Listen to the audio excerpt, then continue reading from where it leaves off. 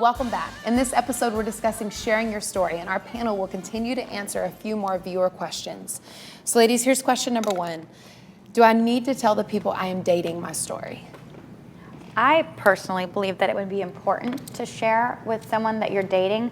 I don't think you have to share on your first date, but maybe if you start to see that this is a relationship that could take a direction, where you would be moving towards getting serious, that it would be important to share that. But at the same time, not to feel obligated or compelled to share details. I mean, a lot of details aren't really necessary. I don't think it's like, I used to be in the sex industry. I was a stripper, maybe for how long, but how many nights a week did you work? How much money did you make? How many people did you sleep with? I don't think that information is necessary to And going share. back to safe people, if someone's asking all those questions, this is probably not a safe person. Exactly. I am married and my husband does not know my past. Do I have to tell him? I think I can answer that.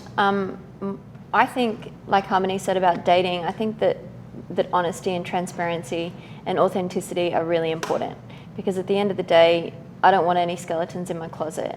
I wouldn't want someone to, our stories are public, we've written the books, but for the women that are watching and the women that we journey with at Hope Foundation, I want them to be honest, I want them to be truthful. But like Harmony said, it doesn't need to be on the first date. So if you're married and your husband doesn't know yet, I would suggest, for me, and we've journeyed with this with a couple of the women that we've worked with, that we ended up suggesting that they went to marriage counselling for their marriage because it was crumbling, and it ended up coming out in a really safe environment. Both of the marriages have been restored. One of them at the moment are on like a semi-honeymoon that they never went on 20 years ago because they fell back in love with each other. It's like, they're the victories. But doing it in a safe way, That's awesome. Thank you, Bronwen. And here's actually another great question. Can I say or share at church without it being too much? And if everyone at church, and also this is the second half of the question, I'm sorry, is everyone at church going to be open and accepting of me if I am of them?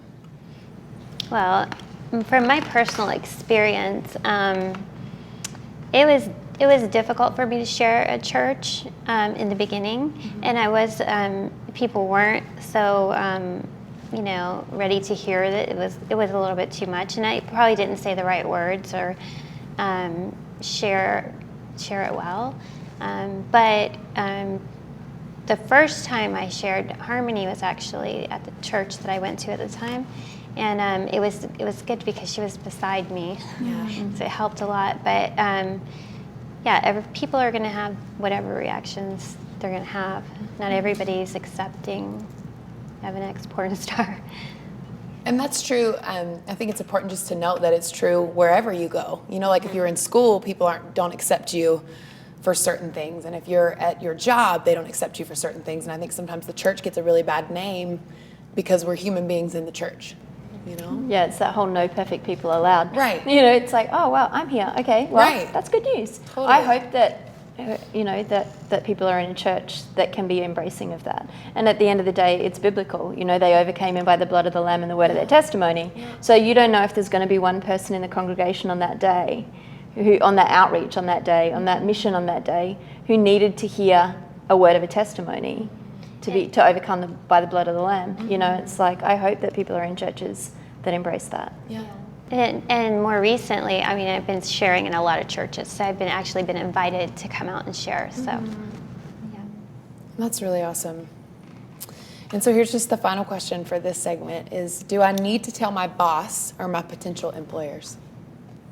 I don't think you need to. I haven't. Although, however, I would say there was a point that I was working for Department of Children and Family Services, which is a government agency, and I was working as a social worker. This is a professional career. And the journalist began doing the article for Glamour on me. And I did have to go and tell my employers because this article was going to come out in Glamour magazine.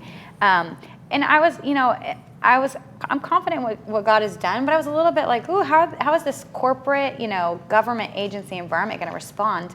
And I was blown away. They were so supportive that the first thing they did is say, well, then can we do an article on you in our internal paper? Wow. And then they actually, that year that Glamour article was released, not only did they support my story, they ran it in the National Association of Social Workers newspaper like 3 times, and they gave me Youth Social Worker of the Year, an award.